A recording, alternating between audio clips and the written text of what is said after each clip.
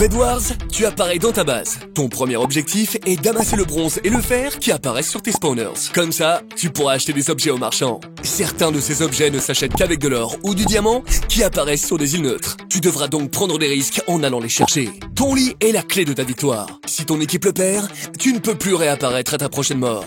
Protège-le et tue les adversaires qui s'en approchent. T'es équipé, protégé, mais maintenant, il faut gagner. Équipe-toi d'une TNT et place-la assez proche d'un lit adverse pour le faire exploser. Il ne te reste plus qu'à tuer les joueurs sans lit. Si ton équipe est la dernière en vie, tu as gagné. En PVP Swap, tu apparais dans une arène.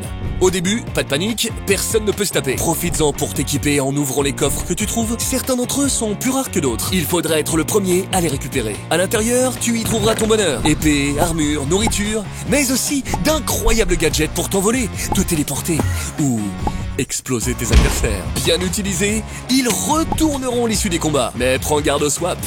Cette mécanique s'active périodiquement et téléporte aléatoirement tous les joueurs sur d'autres arènes. Et là, c'est la bagarre. Trouve les adversaires sur ton arène et massacre-les. La dernière équipe en vie gagne la partie. En UHC Run, tu apparais dans un monde où les ressources précieuses sont boostées. Tu as peu de temps pour t'équiper, mais ça ne devrait pas être trop compliqué, car il y a beaucoup de grottes. Alors fonce miner. Dans ce monde, des Nether apparaissent sous terre. Pour les trouver plus facilement, fais-toi un briquet. Mine quelques blocs d'obsidienne et mets-les dans une enclume. Tu obtiendras un briquet spécial qui te créera un portail vers le Nether le plus proche. Reste sur tes gardes. Ta vie ne se régénère pas naturellement. Le seul moyen de la récupérer est de manger une pomme en or. Prépare-en un maximum. Pour te faciliter la tâche, les arbres se cassent automatiquement. Au bout d'un certain temps, le PVP s'active. Prends garde à la bordure qui réduit, déniche tes adversaires et tue-les. La dernière équipe en vie gagne la partie. En UHC, tu apparais dans un monde normal. Au début, pas de PVP, mais pas le temps de s'ennuyer, hein. T'inquiète pas. Récolte des ressources pour te préparer au combat. Mine pour avoir une armure, une épée et rejoins le Nether pour avoir des potions. Reste sur tes gardes, ta vie ne se régénère pas naturellement. Le seul moyen de la récupérer est de manger une pomme en or. Alors prends le temps d'en avoir suffisamment et ne perds pas tes cœurs bêtement. Si jamais un allié meurt, pas de panique. Trouve une zone de résurrection et ramène-le à la vie.